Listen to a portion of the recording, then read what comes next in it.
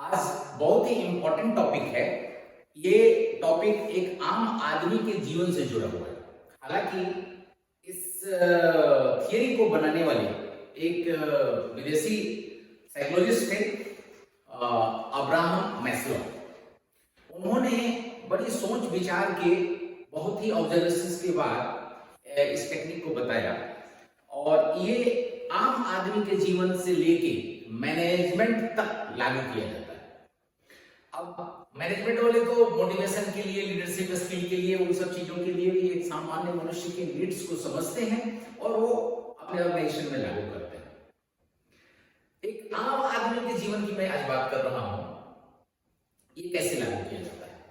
ये Abraham Maslow साहब ने अपना थ्योरी दिया। इन्होंने बोला कि एक सामान्य मनुष्य की जो आवश्यकताएं हैं, जीवन की आवश्यकताएं, नीड्स जो हैं, एक पिरामिड के फॉर्मेट में होती है। अब पिरामिड कैसा होता है? ये शेप होता है पिरामिड, ये शेप है पिरामिड। इसका बेस जो है ज्यादा जगह लेता है और जैसे जैसे ऊपर जाते हैं जगह कम होता जाता है।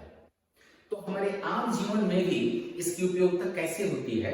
जैसे ही आप लोग पढ़ाई लिखाई कर रहे हैं, करने के बाद क्या करने वाले हैं? नौकरी करेंगे, कुछ काम करेंगे, बिजनेस करेंगे, कुछ ना कुछ काम करेंगे। तो आपका जीवन कैसे आगे बढ़ेगा, ये थ्योरी के अंदर आप समझ सकते हैं। सबसे पहले आदमी की नीड्स होती है, फर्स्ट स्टेज की नीड्स होती है फिजियोलॉजिकल नीड्स। ये फिजियोलॉजिकल नीड्स आप समझ सकते हैं, सारी बायोलॉजिकल नीड्स। भूख लगती है, प्यास लगता है, रहने के लिए घर चाहिए, भोजन, वस्त्र, आवास, ये तीन चीजें तो पढ़े हुए हैं। ये आदमी की मूलभूत आवश्यकताएं होती हैं। तो भोजन, वस्त्र, आवास, उसके साथ सारे बायोलॉजिकल नीड्स भी आती हैं। ये फर्स्ट स्टेज में आता है। जैसे ही ये नीड्स पूरा हो जाता है तो हमारा सेकंड नीड्स जारी होता है। सेकंड नीड्स बोलता है सेफ्टी नीड्स। सेफ्टी नीड्स क्या होता है? आदमी को रहने के लिए घर चाहिए। घर कैसी जगह पे चाहिए? जहां पे सोशल सिक्योरिटी हो, चारों तरफ से आपको सुरक्षा मिलनी चाहिए, आराम से रह सकते हैं, आराम से सोच सकते हैं, आराम से आप जीवन में आगे बढ़ सकते हैं। फाइनेंशियल नीड्स, फाइनेंशियल सिक्योरिटी चाहिए, फैमिली की सिक्योरिटी चाहिए, मतलब आपका जीवन सुरक्षित होना चाहिए। आपके सेकंड स्टेज की नीड्स होती है। इसके बाद तीसरा नीड्स आता है। तीसरा नीड्स क्या आता है? बिलोंगिंगनेस और यूनिटी। बिलोंगिंगनेस को हम टुगेदरनेस भी कहते हैं, एक दूसरे के साथ जीने का, समाज में, परिवार में जीने की। जैसे कि आप पढ़ाई लिखाई कर रहे हैं, आप क्या करेंगे? सबसे पहले अपने रोटी कपड़ा मकान की आवश्यकता पूरी करेंगे। इसके बाद क्या करेंगे? सेफ्टी के लिए एक घर बनाएंगे, सुरक्षित जगह पे बनाएंगे। उसके बाद आपके नीड्स क्या होगी? आप आगे की फैमिली ग्रो करें, शादी करेंगे, बच्चे करेंगे। तो वहां पे आपका बिलोंगिंगनेस, टुगेदरनेस, परिवार, समाज, रिश्तेदारी में इसकी एक आवश्यकता होती है कि अब हमें ये आवश्यकता पूरी करनी है अपने जीवन की। तीसरी आवश्यकता, ये जब होने के बाद चौथा नीड्स आता है, इसको बोलते हैं सेल्फ एस्टीम। सेल्फ एस्टीम क्या होता है? आत्मसम्मान। इसको आत्मसम्मान भी बोलते हैं।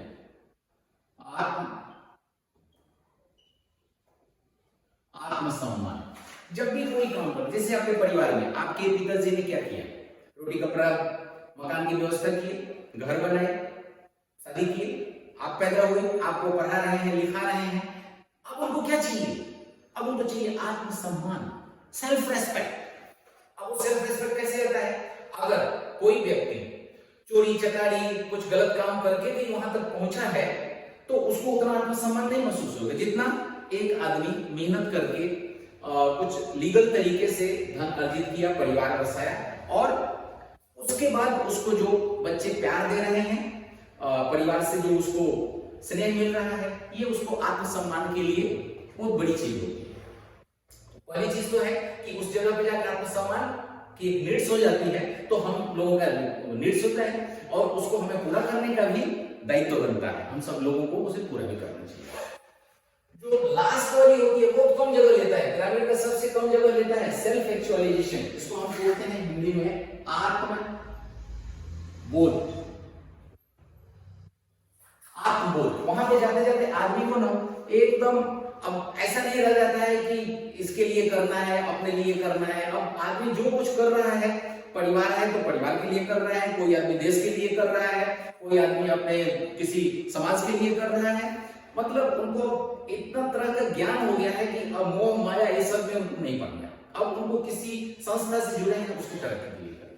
अच्छा, अब ये देखिए, ये जो हायरार्की हायरार्की थ्योरी का है पिरामिड के शेप में, ये सारे जीवित चीजों पे लागू होता है, मनुष्य हो या जानवर हो, सभी जीवित चीजों के ऊपर होता है। आप देखोगे पशु पक्षी वो भी सब ऐसे ही करते हैं, रोटी कपड़ा मकान की व्यवस्था करते हैं, घर बनाते हैं, इसके बाद में परिवार बच्चा पैदा करते हैं, उसको आगे बढ़ाते हैं और फिर एंड हो जाता है। अब इन नीड्स को हम कैसे मिलेंगे? बेसिक नीड्स में जानते हैं ये दो, फिजियोलॉजिकल नीड्स और सेफ्टी नीड्स, ये तो बेसिक नीड्स, ये आदमी को ये मिले बिना आगे बढ़ नहीं सकते। जो दो ऊपर वाले नीड्स है ना, बिलोंगिंगनेस एंड सेल्फ एस्टीम वाला, आत्मसम्मान वाला, ये होता है साइकोलॉजिकल नीड्स। दिमाग को साइकोलॉजिकली आप सेटिस्फाइड होना चाहिए और वो नीड्स उस समय जागृत होता है, वो नीड्स पूरी होनी चाहिए। और ये जो होती है सेल्फ फुलफिलमेंट नीड्स है, लास्ट वाली, ये बहुत कम लोगों को हो पाता है। बहुत सारे लोग अपने जीवन पूरा जी लेते हैं, लास्ट में बूढ़े हो गए और जाने की स्थिति में, लेकिन उनको वहां तक नहीं पहुंचते, आत्मबोध तक नहीं पहुंच पाते। तो ये जो हायरार्की बनाया गया है, सामान्य मनुष्य की आवश्यकताओं के ऊपर बनाया गया है। इन आवश्यकताओं की जानकारी के साथ आप इसका इस्तेमाल कई जगहों पे कर सकते हैं। मैनेजमेंट वाले अपने हिसाब से अपने सबऑर्डिनेट्स को मोटिवेशन के लिए करते हैं। हम लोग घर परिवार भी चलाना है, तो घर परिवार में भी तो लीडरशिप चाहिए, तो वहां भी इन नीड्स की जानकारी अगर है तो हम अपने नीचे वाले लोगों को, जो हमारे सबऑर्डिनेट्स हैं, हमारे जो जूनियर्स हैं, हमारे जो बाल बच्चे हैं, उनके ऊपर भी इसको हम उनके नीड्स को समझ सकते हैं और उसकी फुलफिलमेंट अगर सही से करते हैं तो आगे उनका जीवन फिर आगे पीढ़ी के लिए एक उदाहरण बन जाता है। ओके, जैसे कि मैंने बोला ये थियरी सारे जीवित चीजों के होती है। एक छोटी सी कहानी आपको बताएंगे। एक बार एक कस्बे से एक डॉग भोजन की तलाश में चलते घनघोर जंगल में पहुंच गया और वहां पहुंचने के बाद उसको अचानक याद आया कि यार मैं कहां गया, मैं तो जंगल में आ गया, यहाँ तो बड़े बड़े जानवर होते हैं, टाइगर होता है, लायन होता है, खा नहीं जाए मुझे, ऐसा सोचता है। तब तक सामने एक टाइगर आ जाता है।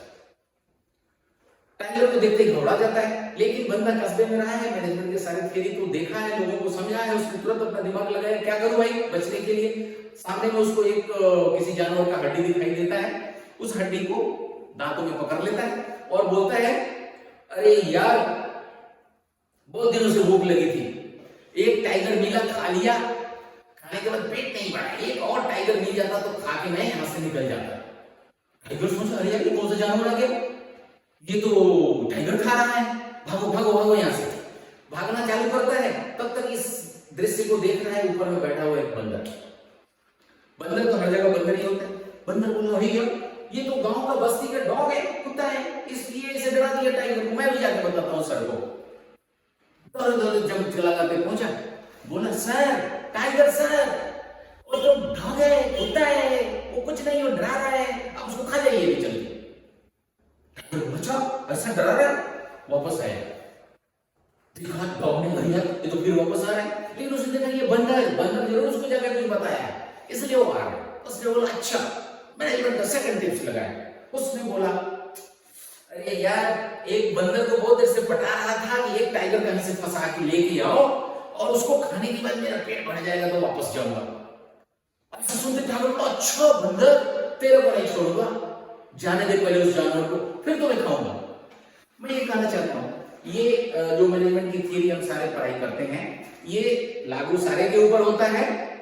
और आप भी केयरफुल रहिए, आपके भी ऑफिस में, आपके भी बिजनेस में, आपके भी सोसाइटी में बंदर हो सकता है। आप अपने थ्योरी को सोच समझ के लागू करिए।